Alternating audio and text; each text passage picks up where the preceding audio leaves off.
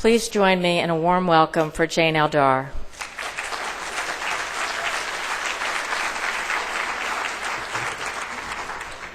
Thank you, and thank for anybody who's still here sticking through this whole weekend. As a parent as well, I know that it's tough. So as Liz said, yes, I attended my first DAN conference 10 years ago here in Cherry Hill as a parent. Actually, the first member of the DAN group that I had met was Paul Shattuck, who came to give a lecture at Tulane. And I had the pleasure of hearing all about urinary peptides on my kitchen table while he was having a beer. Let me tell you, that's the way to hear Paul. So I knew a little bit about this, and I knew that they were looking to some things that were quite outside my background. And it was one thing to have met this Brit who was talking about these weird things, because, you know, they're Brits, so they're allowed to be a little quirky and odd. But it was a whole nother thing to find out that there was a group here who was looking into some of the aspects of autism that weren't being talked about really by anybody else at the time. So in my background as a pediatric immunologist, before I ever had a child with autism, or actually my child was born, but he had not yet regressed, I had read a paper about IVIG written by Dr. Gupta in California about treating patients with autism and the fact that it was beneficial for some of them, and sort of put that in my memory bank as, wow, that's really bizarre. Is there something immunologic about autism? But never thought about it again until, of course, I watched my own son regress and then thought, maybe I better go do a little bit of investigating. So that led me to the first Cherry Hill DAN as a parent. I was absolutely terrified of all of these alternative people. I didn't know half of what they were talking about. I was able to go to the group of practitioners who were meeting. So it wasn't really a formal think tank. It was just the practitioners all sitting together and throwing out ideas. And I vividly remember two things from that. The first was that there was this one guy who couldn't sit still. He had his laptop with him, and he would move from person to person around the room, showing them slides and jokes and all kinds of things. Of course, I was in the back row. I was hiding, so I could see all of this. That was my introduction to Jeff Bradstreet. The other was that one of the practitioners, just in, again, going around the room and just throwing out things that they had seen, mentioned that there had been 2 children in the practice who had had toxic levels of lead and therefore had undergone chelation, just like in pediatrics we would for any child who was lead toxic. But the odd thing was that when that happened, a very large amount of mercury came out of the child as well.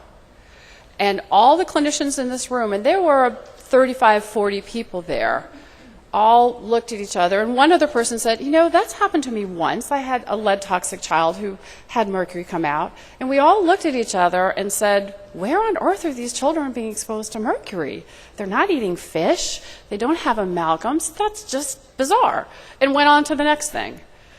And of course, that all of a sudden started to make a little bit more sense once we heard about what had happened with thimerosal. So here is the family that I first stepped into 10 years ago. Maureen is the coordinator, who we will dearly miss, but who's going on to bigger and better things.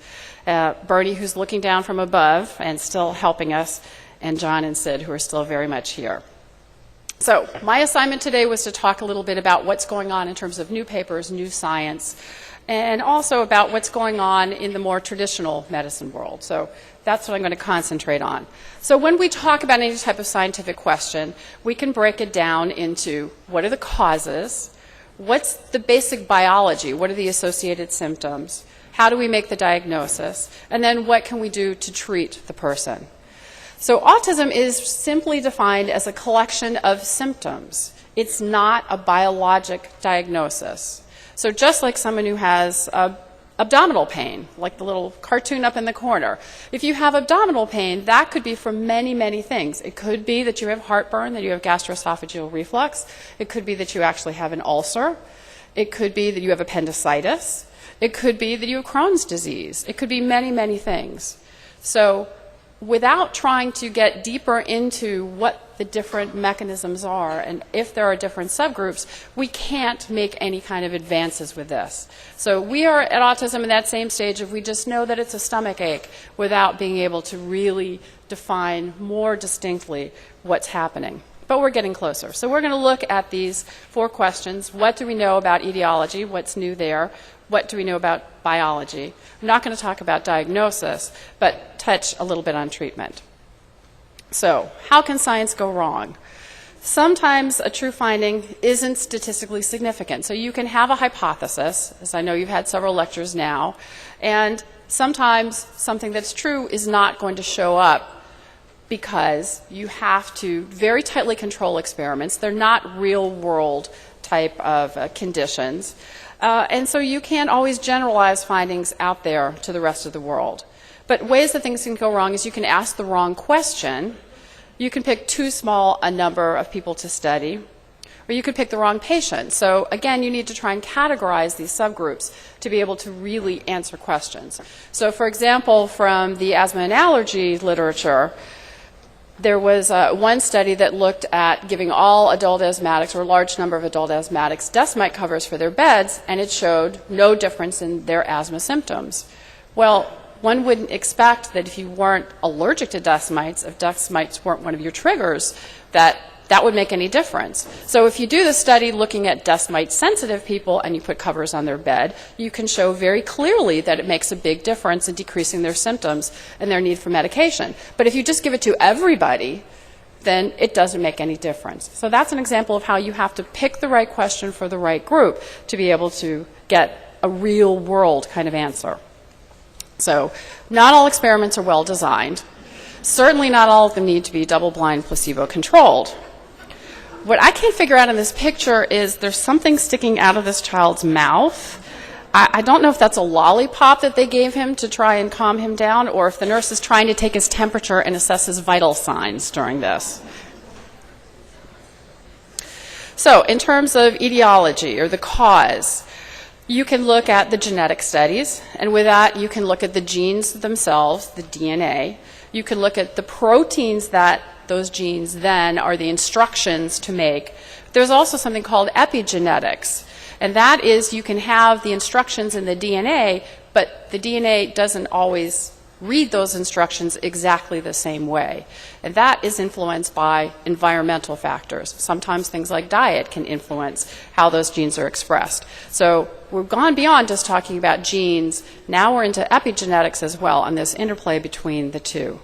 And then also there are environmental exposures. One way of trying to look at that is through epidemiology, where you're studying the distribution and determinants of diseases and injuries in populations and big populations, or through toxicology.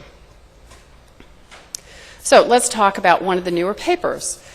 This is looking at etiology in terms of genes and gene expression changes in children with autism. This is from the Mind Institute, and this was just published very recently at the beginning of this year. So they did a genome scan of neurotypical and children with autism and found a group of genes. As pretty much every study that goes out there and looks, you will find some genes that are different in children with autism versus control populations. But what they found specifically were several genes that regulate the immune system, and specifically natural killer cells and CD8 positive T cells. So Arthur's going to talk more about the GI tract, and those CD8 positive T cells are a big player in the inflammation and what's going on in the GI tract of these children. And natural killer cells have been described several times before as very often being low in these children and not working as well as they should. Ken Bach alluded to that in his talk before. Natural killer cells are very important for killing viruses, fungi, things of that nature, in a non-specific way. It doesn't have to know which particular kind of fungi it's dealing with. It just targets that this is something in that category to get rid of. And the CD8 positive cells are much more specifically directed against something. We don't know what. But the conclusion was that the gene expression data support emerging evidence for abnormalities in peripheral blood leukocytes, or white blood cells, in autism that could represent a genetic and/or environmental predisposition to the disorder. So again, this fits with a lot of what we see immunologically with these children, and this is a study that makes sense, that yes, perhaps there is an underlying reason genetically why they have this problem, maybe the influence by environment, maybe not, but this to me is an example of how, well, sometimes people will really rail against why is all the money being spent on genetics. It is important.